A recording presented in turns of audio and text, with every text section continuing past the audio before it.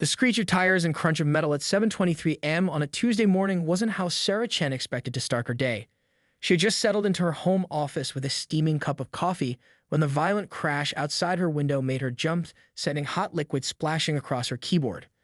Racing to the front door in her pajamas and slippers, Sarah threw it open to find a sight that would have been comical if it weren't so infuriating. The Willowbrook Estates HOA patrol cart, a modified golf cart with official-looking magnetic signs and a flashing amber light, was nose-deep in the drainage ditch that ran along her property line. The cart's front wheels dangled uselessly in the air while its back end pointed skyward at an almost comedic angle. "Are you kidding me right now?" Sarah muttered under her breath, watching as a man in his 60s struggled to extract himself from the tilted vehicle. She recognized him immediately, Harold Pemberton, the self-appointed Community Standards Enforcement Officer who had made her life miserable for the past 2 years. Harold finally managed to climb out, his crisp khaki uniform now wrinkled and dirt-stained. His clipboard had scattered its contents across the wet grass, and his precious citation book lay open in a puddle. For a moment, Sarah almost felt sorry for him, until he opened his mouth. "Mrs. Chen," Harold bellowed, pointing an accusatory finger in her direction. "Look what your dangerous ditch has done to community property." Sarah blinked twice, certain she had misheard. "Excuse me? This is clearly a safety hazard," Harold continued, gesturing wildly at the overturned cart.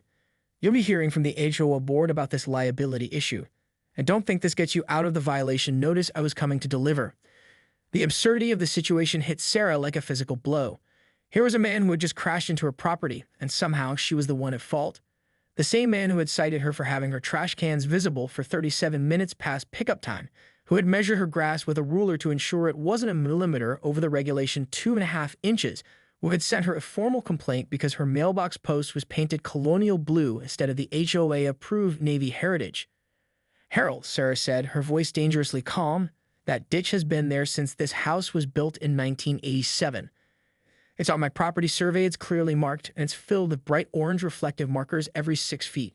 How exactly is your inability to drive straight my fault?" Harold's face flushed red above his clip-on tie. "The community has a right to safe passage along all streets and easements.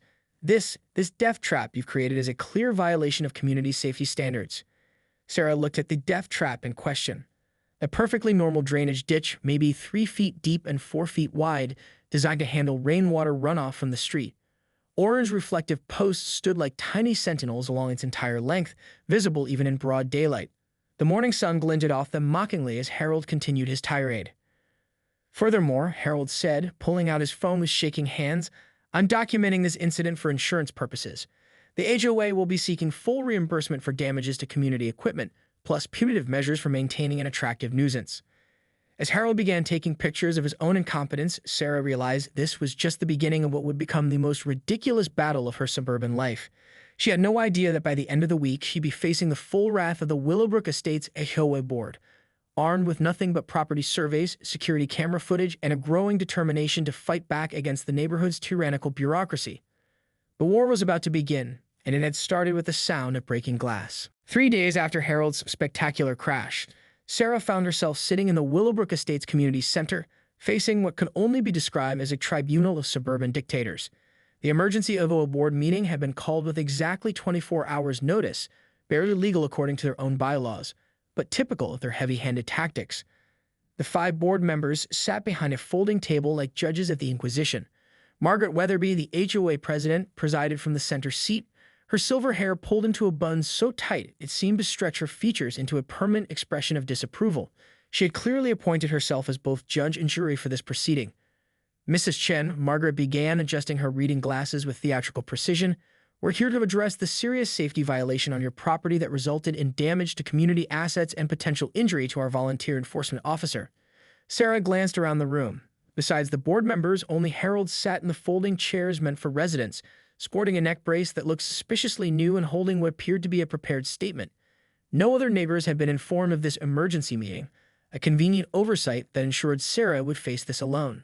"Before we proceed," Sarah said, standing up with her own folder of documents, "I'd like to point out that according to the HOA bylaws, residents have the right to present evidence in their defense and to have adequate notice of meetings where punitive actions might be taken." Board member Robert Kensington, a retired insurance adjuster who treated every interaction like a claim dispute, waved dismissively. "This is an emergency safety matter, Mrs. Chen." The board has the authority to act swiftly to protect the community. Harold cleared his throat dramatically. If I may, he said, struggling to his feet while clutching his neck brace, I'd like to read my incident report. Margaret nodded gravely. Please proceed, Harold. The board needs to understand the full extent of this dangerous situation. Harold unfolded his statement with shaking hands, though Sarah noticed the trembling seemed to worsen whenever he glanced in her direction.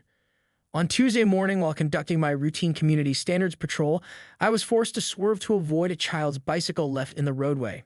This evasive action caused my vehicle to leave the road surface and fall into the unmarked, unlit death trap that Mrs. Chen has excavated along her property line. Sarah's mouth dropped open. Death trap, Harold, it's a drainage ditch that's been there for 37 years. Mrs. Chen, Margaret snapped, you'll have your turn to speak. Harold, please continue. The impact caused severe trauma to my neck and back, Harold continued, his voice taking on the tone of a personal injury commercial. I could have been killed, and when I attempted to address this safety hazard with Mrs. Chen, she showed no remorse whatsoever for the dangerous condition she's created and maintained. Board member Linda Forsyth, who ran the neighborhood like her personal fiefdom, leaned forward. What exactly are you seeking from the board, Harold? Full reimbursement for the damaged patrol cart.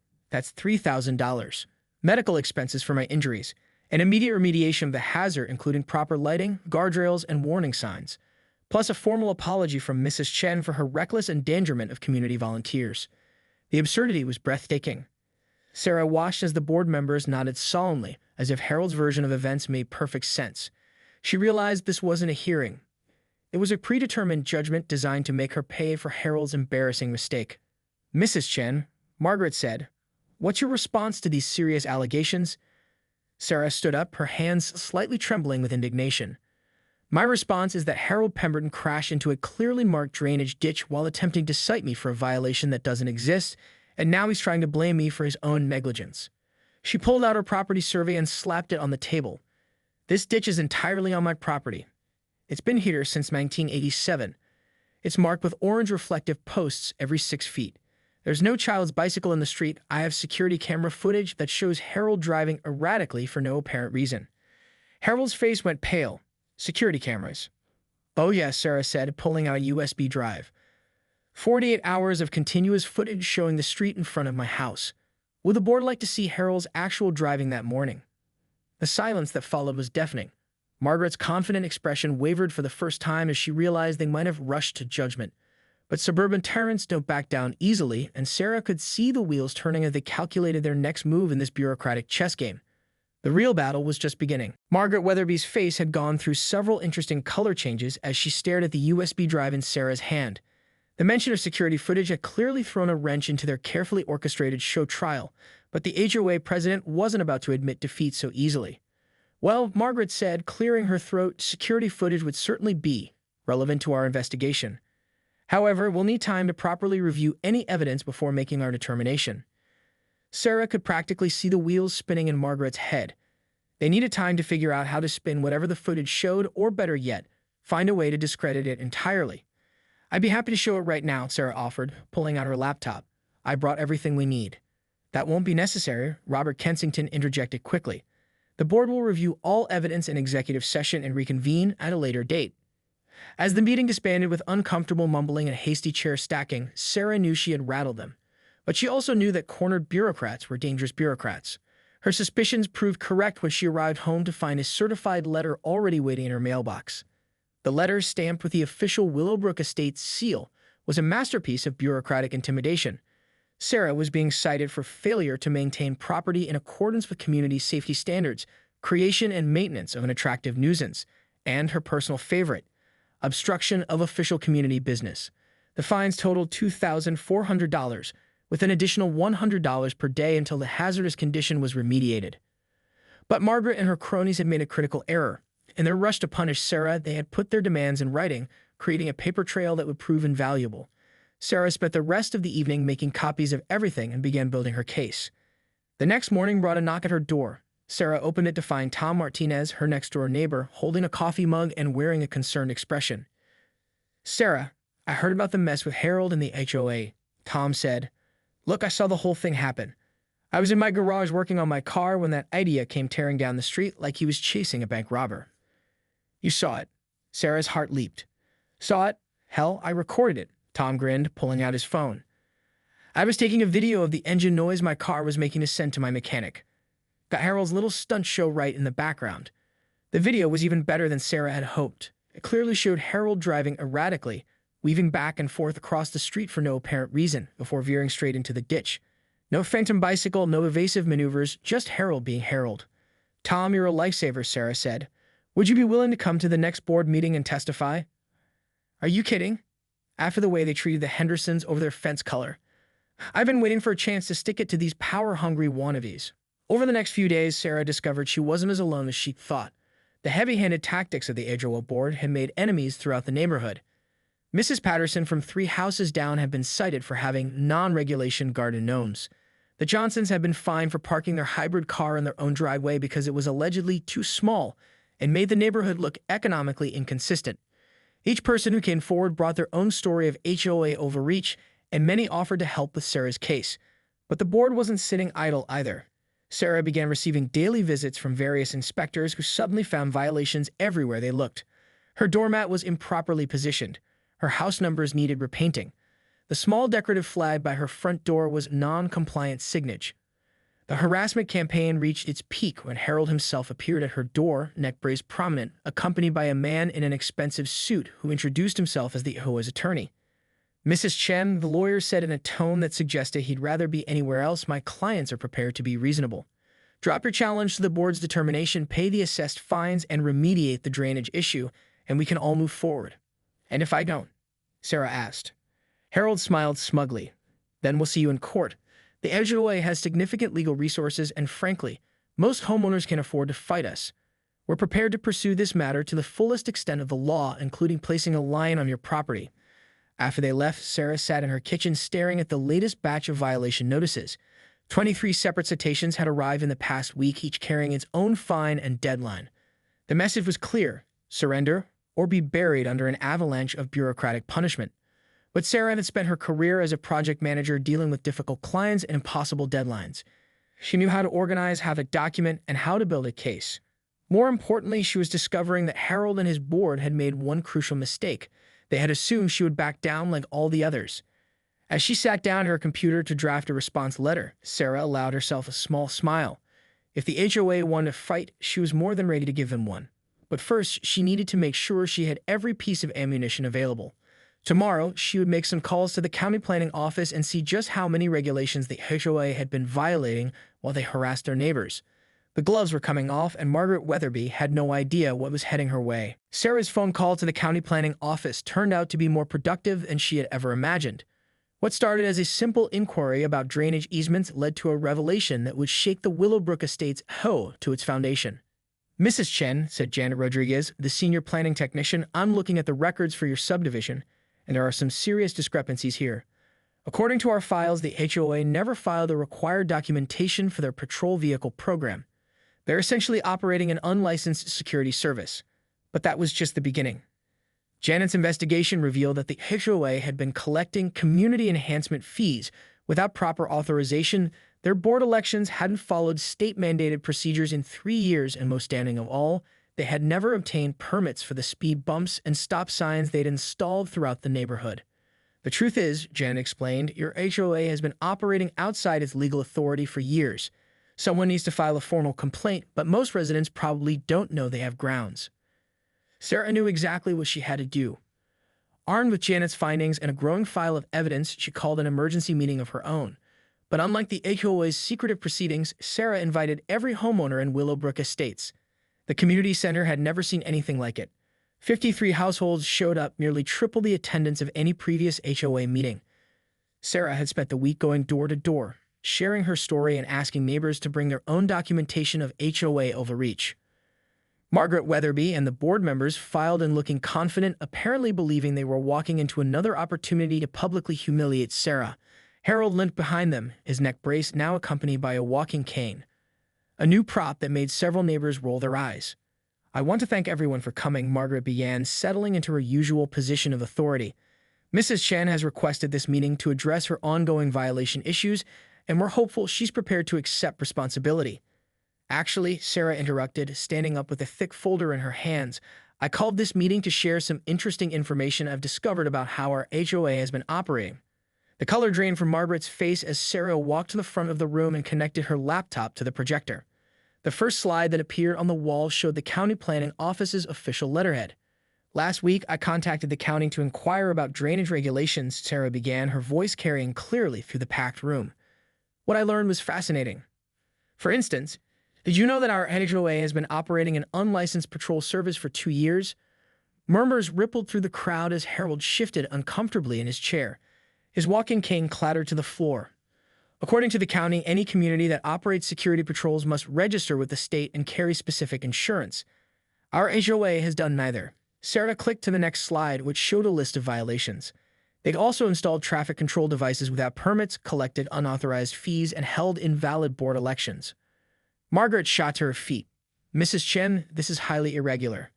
You can't just. Actually, I can, Sarah said calmly. Because according to the State Homeowners Association regulations, any resident has the right to present information relevant to community governance. But we're just getting started. The next click brought up Tom Martinez's video footage. The room fell silent as they watched Harold weaving erratically down the street before plowing straight into Sarah's clearly visible drainage ditch. This is the emergency evasive action Harold described in his incident report, Sarah narrated. As you can see, there's no bicycle, no obstruction, and no reason for Harold to leave the roadway except his own poor driving. Harold tried to speak, but his voice came out as a squeak.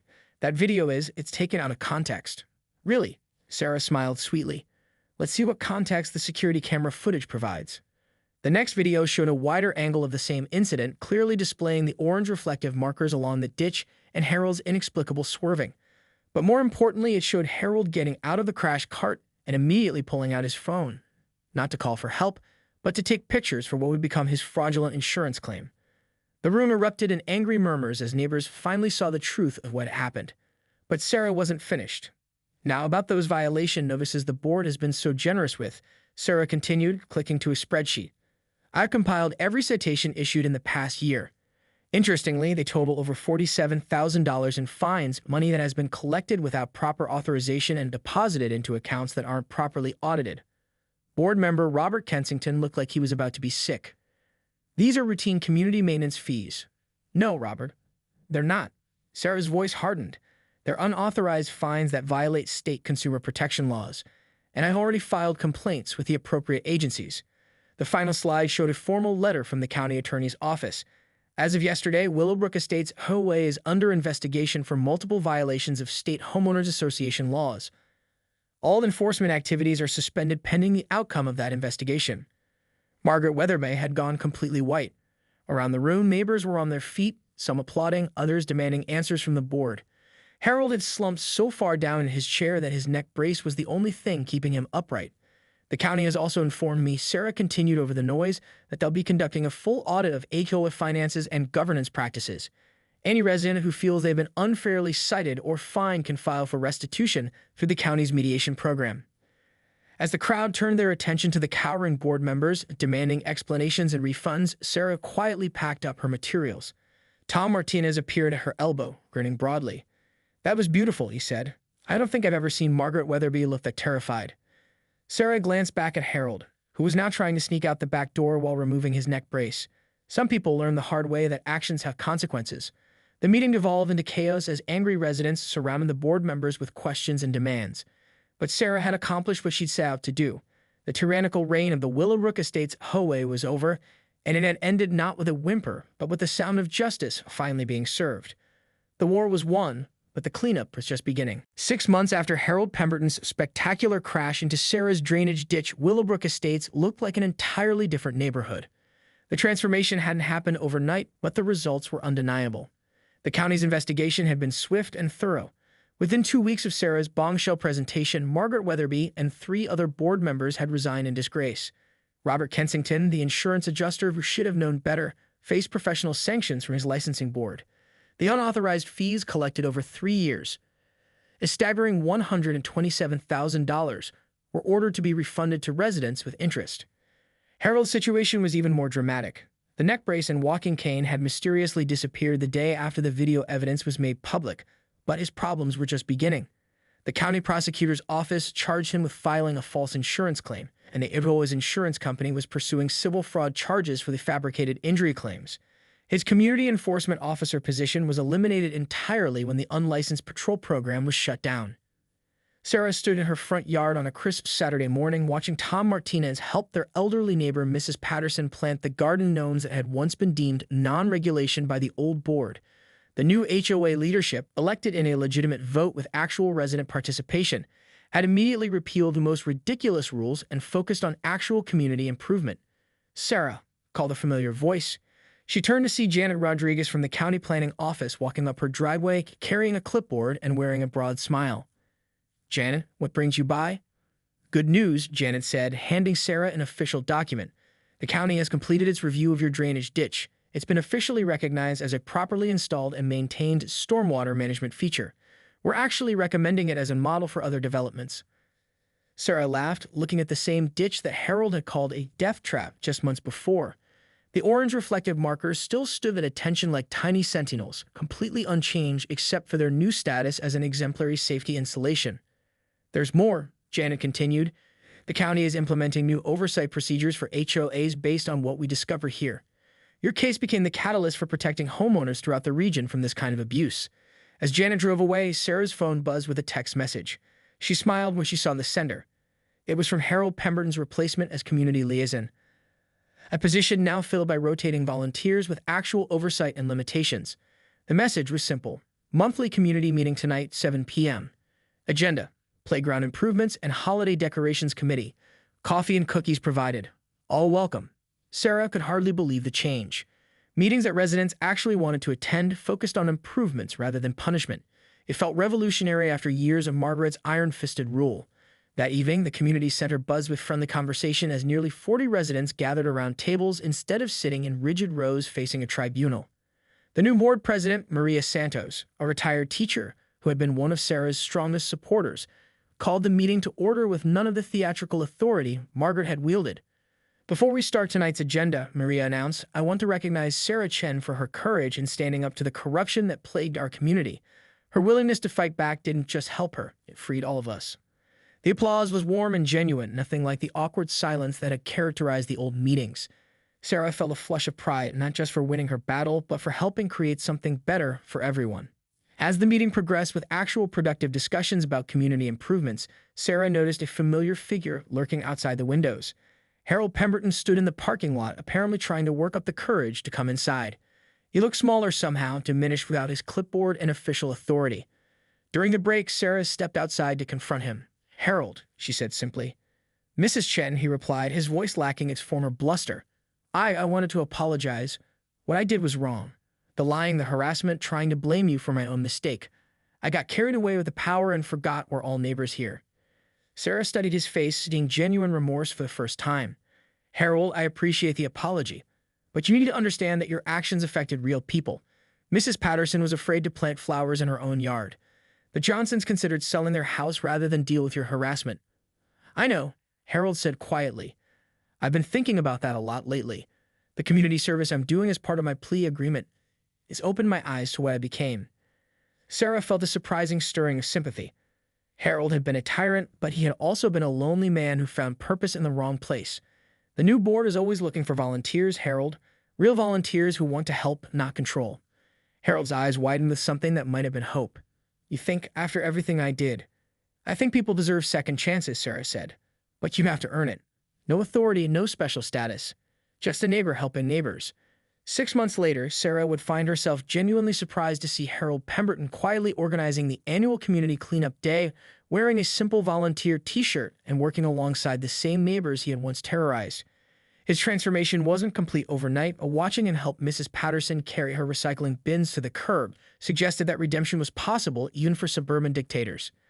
As Sarah walked back into the meeting, she reflected on the journey that had started with a crash of breaking glass and screeching tires. She had set out to defend herself against an unjust accusation and ended up transforming an entire community. The drainage ditch that had caused all the trouble still ran along her property line, its orange markers gleaming in the streetlight. A reminder that sometimes the most ordinary things can become the foundation for extraordinary change. The sound that had started it all, The crash of Harold's cart into her ditch had ultimately become the sound of justice being served and a community finding its way back to being a place where neighbors looked out for each other instead of looking for reasons to tear each other down. And every morning when Sarah looked out her window at that perfectly ordinary, properly marked, county-approved drainage ditch, she smiled, knowing that sometimes the best defense against petty tyranny is simply refusing to back down and demanding that the truth be heard.